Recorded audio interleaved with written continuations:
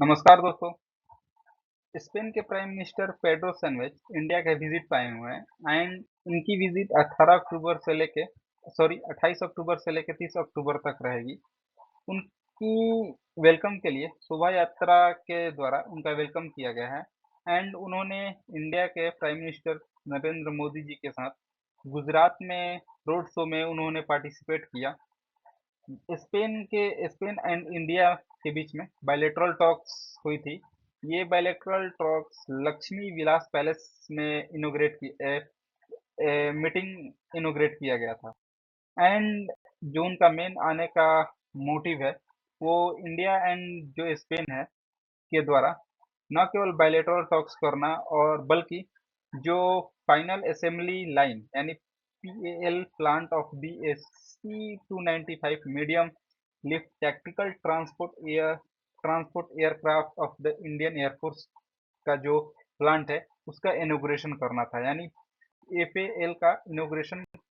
इनके द्वारा and India के जो प्राइम मिनिस्टर है उनके द्वारा किया गया है। ये जो इनॉग्रेशन है वडोदरा में किया गया है एंड इस इनॉग्रेशन के बाद जो वडोदरा जो फैसिलिटी है इंडिया का first private military transport aircraft production plant इस इनॉग्रेशन के बाद बन चुका है। ये जो प्रोजेक्ट है इसमें मेन दो कंपनियां मिल के काम करेंगी एंड एक कंपनी है स्पेन की जो एयरबस डिफेंस स्पेस है एंड इंडिया का जो कंपनी है वो है टाटा एडवांस सिस्टम लिमिटेड। ये डील पहले ही हो गई थी बट इसका जो मैन्युफैक्चरिंग सेक्टर जो है वो इंडिया में इनोग्रेट नहीं किया गया था। काफी लंबे समय तक दोनों कंट्रीज के बीच में बात चली थी इस प्रोजेक्ट के लेके। जो ये प्रोजेक्ट है इस प्रोजेक्ट में मेक इन इंडिया को बहुत ही मतलब मिड में रख के इस प्रोजेक्ट को साइन किया गया है क्योंकि जो मेन मोटिव है इस प्रोजेक्ट का वो है मेक इन इंडिया एंड इस प्रोजेक्ट के तहत इंडिया को 56 एयरक्राफ्ट मिलेंगे। 6 C-295 एंड ये जो 56 एयरक्राफ्ट हैं वो इंडिया के जो पिछले इंडिया जो यूज कर रही है पुराने एयरक्राफ्ट जैसे वेप्रो एप्रो फ्लीट उसको रिप्लेस करेंगे एंड ये जो इंडिया के द्वारा एयरक्राफ्ट यूज किए जा रहे हैं वेप्रो वो काफी ज्यादा पुराने हो गए हैं उनके उनके जो सिस्टम्स हैं एंड जो टेक्नोलॉजीज हैं वो ओल्ड वर्जन के हैं बट जो नया ये C-295 एयरक्राफ्ट है इसमें काफी ज्यादा एडवांस सिस्टम डेवलप किए गए हैं एंड सेटअप किए गए हैं। ये जो एयरबस के द्वारा एंड इंडिया के डिफेंस मिनिस्ट्री के द्वारा ये जो प्रोजेक्ट साइन किए गए हैं इस प्रोजेक्ट में एयरबस के द्वारा जो स्पेन में मैन्युफैक्चरिंग सेक्टर है उसका उसके द्वारा 16 एयरक्राफ्ट इंडिया को ट्रांस एंड जो 40 लेफ्ट एयरक्राफ्ट होंगे वो इंडिया एंड जो एयरबस है मिलके इंडिया में ही मैन्युफैक्चरिंग करेंगे। इससे क्या होगा कि जितनी भी टेक्नोलॉजीज हैं जो एयरबस यूज करता है वो सारे टेक्नोलॉजी इंडिया के पास आ जाएंगे एंड जो जॉब क्रिएट होगा वो टोटली इंडिया में होगा एंड जितनी भी इसके प्रोडक्ट हैं या फिर जितनी भी इसकी टेक्नोलॉजीज हैं वो ट्राई किया जाएगा कि इंडिया में ही डेवलप हो जाए। इससे क्या होगा कि इंडिया को काफी ज्यादा मतलब अलग फील्ड में इस फील्ड में इंडिया को एक्सपीरियंस मिलेगा एंड ऐसा पॉसिबिलिटी भी बन रहा है कि अगर इंडिया इस चीज में काफी ज्यादा आगे निकल जाता है तो और अदर एक्सपोर्ट के लिए इंडिया इस एयरक्राफ्ट का एयरबस के साथ मिलके मैन्युफैक्चरिंग करेगा ताकि दूसरे देशों को भी यहाँ से एयरबस एंड टाटा एडवांस जो लिमिटेड है वो इस चीज को एक्सपोर्ट कर दे। ये जो अभी इंडिया इस एयरबस के साथ मिलके इसको इस डील में जो मैन्युफैक्चरिंग करेगा ये काफी ज्यादा एडवांस लेवल पे है। इसमें न्यू टेक्नोलॉजी अपग्रेड किया गया है एंड ये इसका मल्टीपल वे में इसका यूज किया जा सकता है। ये जो एयरक्राफ्ट है C-295 इसका मतलब ये प्रूवन है ये शॉर्ट रनवे से भी इसको ऑपरेट किया जा सकता है एंड इसको टैक्टिकल ट्रांसपोर्ट के वे में भी यूज किया जा सकता है। जैसे 71 ट्रूपर्स एंड 50 पैरा ट्रूपर्स को एक जगह से दूसरे जगह तक इस प्लेन में एक टाइम पे ट्रांसपोर्ट किया जा सकता है। इसको लॉजिस्टिक ऑपरेशन के वे में भी यूज किया जा सकता है। मतलब जो हैवी एयरक्राफ्ट है जो अदर कंट्री के द्वारा यूज किया जा रहा है, जो इंडिया के द्वारा ही एयरवो फ्लीट यूज किया जा रहा है, वो ऐसा है कि लिमिटेड लोकेशन पे ही जा सकता। C-295 एयरक्राफ्ट है, वो उन लोकेशन पे भी पहुंच सकता है जो लोकेशन पे हैवी एयरक्राफ्ट अभी तक नहीं पहुंच सकते हैं या उनको पहुंचने में काफी ज्यादा डिफिकल्टीज फेस करनी पड़ती है। इस एयरक्राफ्ट को और ज़्यादा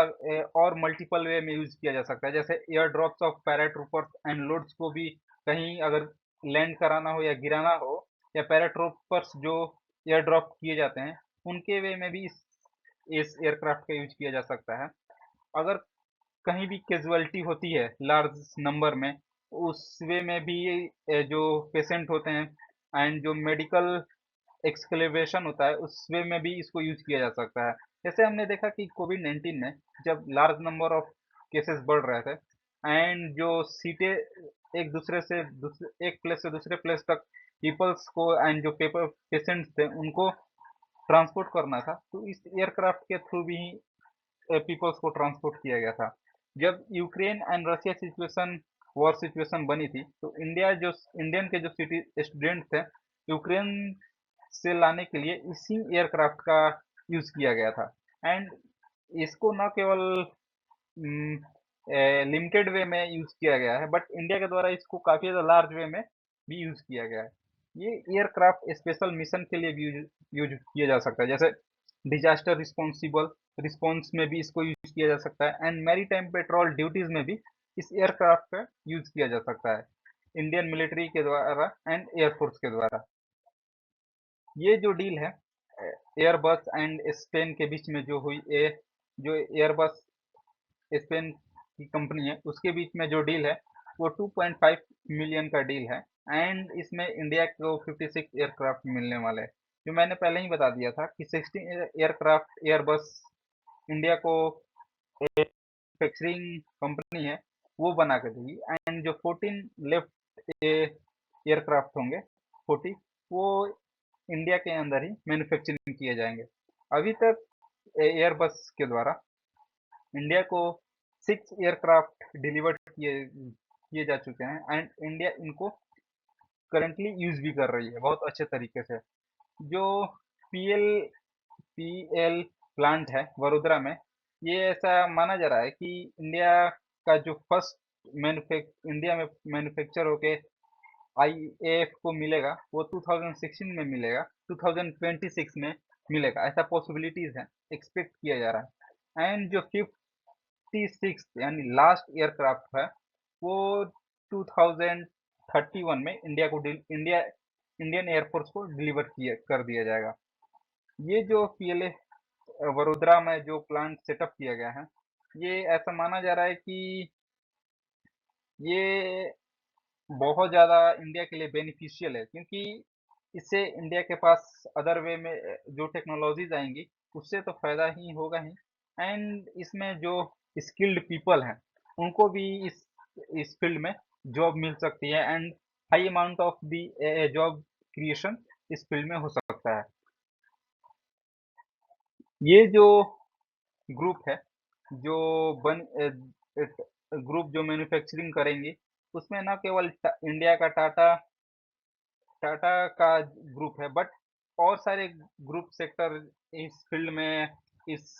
प्रोग्राम में कंट्रीब्यूट करेंगे, जैसे भारत इलेक्ट्रॉनिक लिमिटेड है वो भी इस